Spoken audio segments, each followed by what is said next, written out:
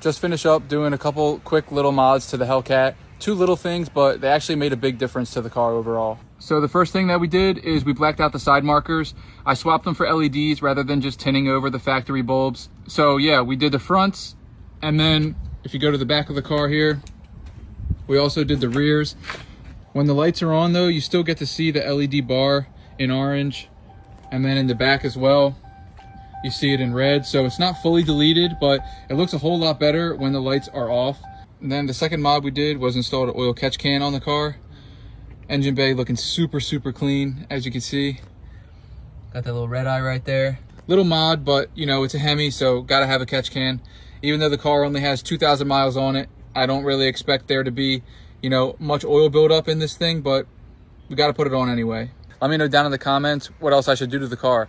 We got some power mods coming very soon. I'm super excited for this build and to see where it goes.